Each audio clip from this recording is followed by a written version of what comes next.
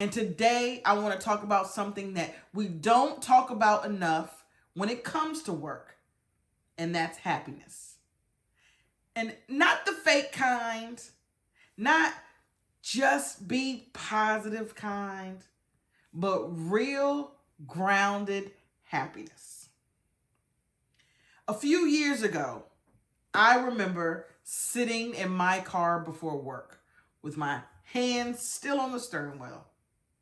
And I just sat there longer than I needed to, longer than I expected to. And I just sat there.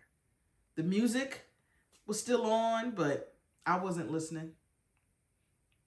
I was staring at the building, thinking about everything that was waiting for me inside. The emails, the problems to solve, the people who needed support, decisions that had to be made, and the emotional weight that comes with being the one that everyone depends on. And I remember feeling this quiet heaviness. Not dread exactly, but just tired. Tired before the day even started. And I had this thought that I think so many people have but don't say out loud. And is this what work is supposed to feel like forever? Right? Because I wasn't unhappy with my career.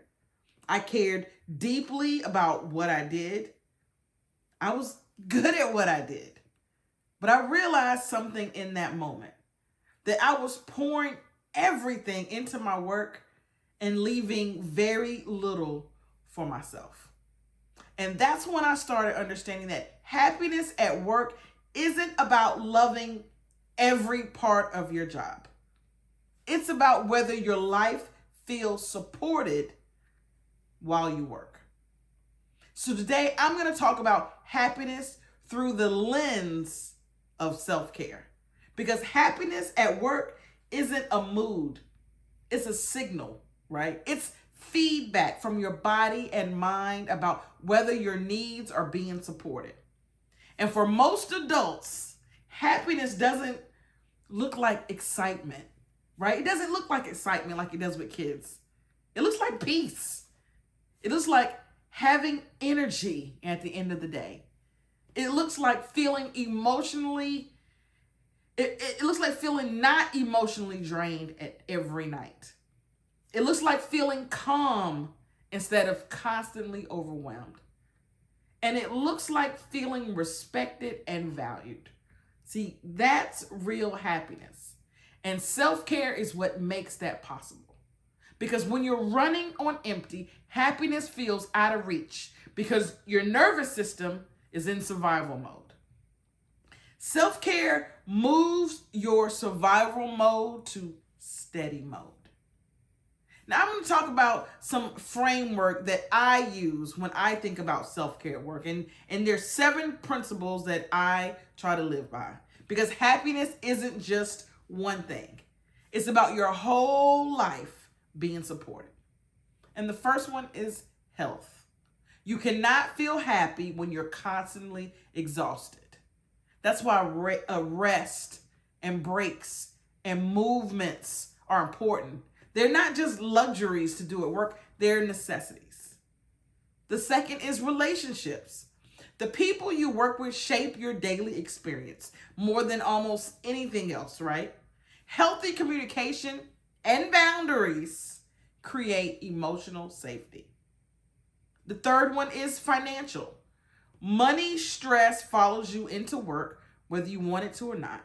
When you feel financially stable, your nervous system can actually relax. The fourth is spirituality. And this isn't about religion. It's about feeling grounded and connected to something bigger than your job title. The fifth is purpose. Knowing why your work matters changes how you experience your day. Purpose turns tasks into impact. The sixth is personal growth. Feeling stagnant drains happiness. Learning and evolving keeps you engaged and energized. And 7 is joyful living. And joy isn't just for weekends. Small moments of laughter and lightness belong in your work too. Even when a few of these areas are supported, happiness becomes sustainable instead of temporary. Because one of the big myths that I see people saying is that I'll be happy when things slow down, or I'll be happy when I change jobs, or I'll be happy when this busy season is over. But work will always have pressure, always. And real happiness comes from learning how to support yourself no matter what's happening around you. And the good news is that you don't have to overhaul your whole life to start feeling better.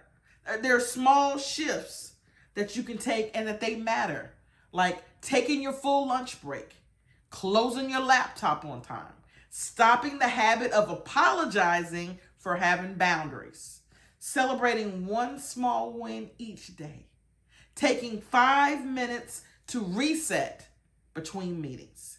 See, happiness grows in small, consistent choices. And here's what I know for sure. You don't need a perfect workplace to experience happiness.